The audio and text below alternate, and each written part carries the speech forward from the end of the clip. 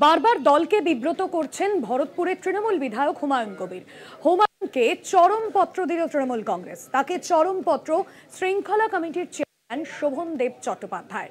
হুমায়ুন কবির বারবার দলকে বিব্রত করেছেন। এর আগেও আমরা দেখেছিলাম ভরতপুরের তৃণমূল বিধায়ক তিনি একাধিক মন্তব্য করে বিতর্কে জড়িয়েছেন। এবার আবারও অস্বস্তি দলের মধ্যে তৃণমূল বিধায়ক হুমায়ুন কবিরকে নিয়ে, এবং হুমায়ুনকে ইতিমধ্যেই যে নোটিশ পাঠানো হয়েছে শোভনদেব চট্টোপাধ্যায়ের তরফে।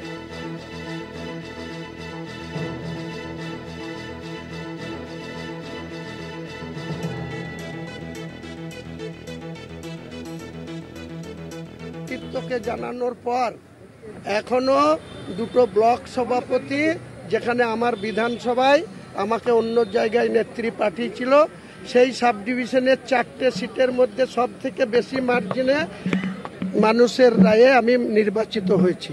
সেই ব্লক সভাপতিরা আমাকে পদে পদে অসম্মান করে। পঞ্চায়েত প্রধান প্রতিদিন তার একটা কেউ ওয়ারিশ সার্টিফিকেট নিতে গেলে 50,000 টাকা দাবি করে। এই অন্যায় কাজের বিরোধিতা আমি করেছি, করব, আর তার জন্য আমাকে যা সিদ্ধান্ত নেবে আমি মেনে নেব। বিষয় কি বলেছেন শুনুন। উত্তর দিয়েছি।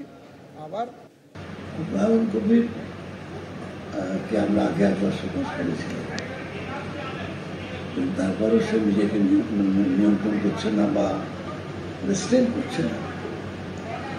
স্বাভাবিকভাবেই অনেক কথাই সে বলে ফেলছে, যেগুলো দলের যে ডিসিপ্লিন, সেই ডিসিপ্লিন দেখছে। বারবার বলা সত্ত্বেও যখন সে করছে না, তখন তাকে বলা হলো যে আগের বারে তখন চিঠি লিখেছেন যে ভবিষ্যতে করবে না, এটা তারপর তুমি সেটা কন্টিনিউ করে যাচ্ছে।